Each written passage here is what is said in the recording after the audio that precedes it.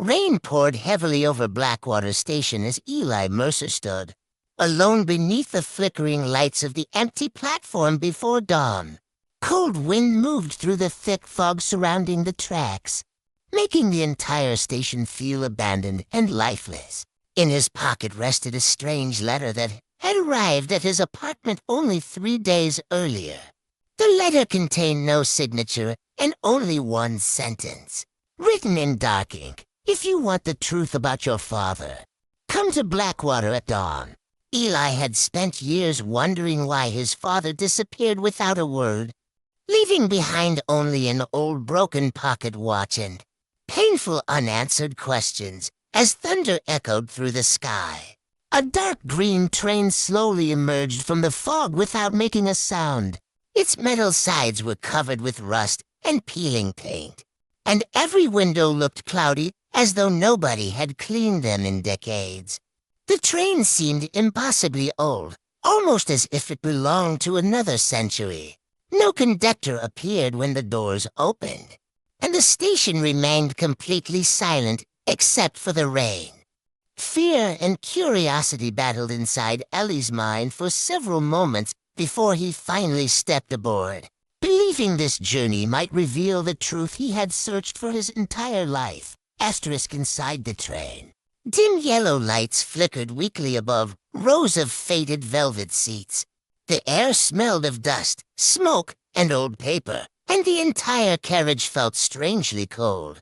Most compartments were completely empty, but near the back of the train sat an elderly woman quietly knitting beside a rain-covered window. Her silver knitting needles clicked softly in the silence as Eli approached her.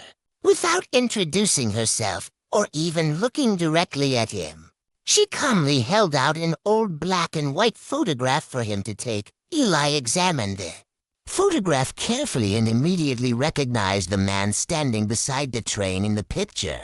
It was his father, younger than Eli remembered, but wearing the same serious expression. Several unfamiliar people stood beside him dressed in dark coats, and behind them was the exact same train Eli now traveled on. His hands trembled slightly as he turned the photograph over. Written on the back in careful black ink were only 3 chilling words: "Find the hollow crown." Eli quickly looked back toward the elderly woman, ready to demand answers. But at that exact moment the train lights flickered violently several times. Darkness swallowed the compartment for only a few seconds. Yet when the lights returned, the woman had completely disappeared. Her seat remained empty except for the silver knitting needles resting neatly on the cushion. Ellie's heartbeat quickened as he stared around the silent train carriage, suddenly feeling as though unseen eyes were watching him from the shadows. Beyond the windows, after what felt like hours traveling through endless fog, the train finally slowed near a forgotten town called Vesper Hollow, hidden deep within a forest of towering black pine trees. The town looked frozen in time, with old buildings covered in cracks and faded signs hanging crookedly above empty streets. Smoke rose slowly from a few chimneys, yet almost nobody could be seen outside. Whenever Eli glanced toward the windows of nearby houses, he noticed nervous faces quickly disappearing behind curtains as though the townspeople feared his arrival. At the center of Vesper Hollow stood the Astral Grand Hotel, once elegant but now worn down by age and neglect. The building's large windows were dusty, and several chandeliers inside the lobby flickered weakly above faded carpets. Behind the front desk stood a tall, pale man with neatly combed white hair who introduced himself as Mr. Vale. Without asking Eli any questions, Vale calmly handed him a brass key labeled 303 and quietly said, "Your father stayed here many years ago. Some guests never truly leave. Inside room 303.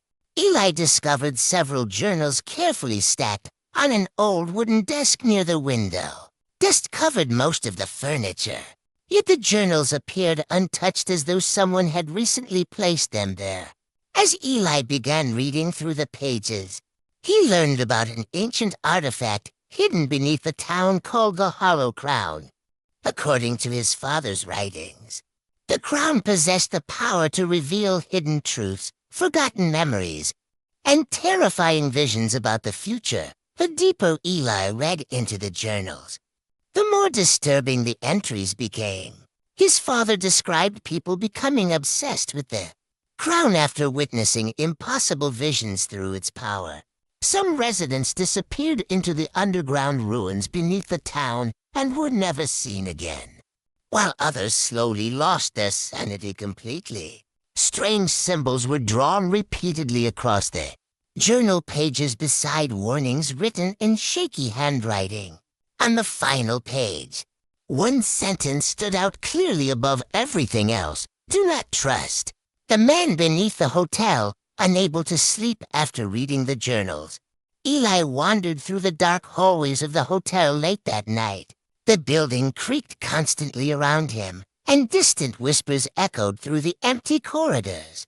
Near a locked basement entrance marked with strange symbols, he encountered a young girl named Mara carrying a small lantern.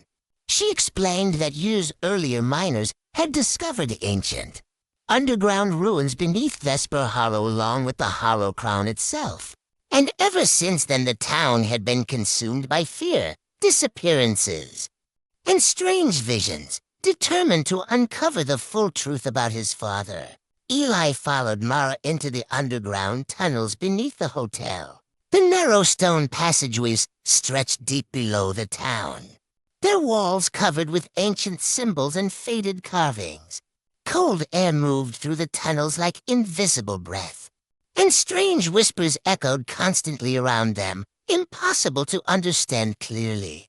The deeper they traveled underground, the stronger the uncomfortable feeling inside Ellie's chest became, as though the tunnels themselves were alive, watching their every movement. Eventually Eli and Mara reached a massive underground chamber illuminated by eerie blue flames burning inside iron torches mounted on the walls. In the center of the chamber stood a stone altar, where the Hollow Crown rested beneath hanging chains. The artifact looked ancient and unnatural, forged from dark metal lined with jagged black crystals that reflected the blue firelight. Standing silently beside the altar was Ellie's missing father.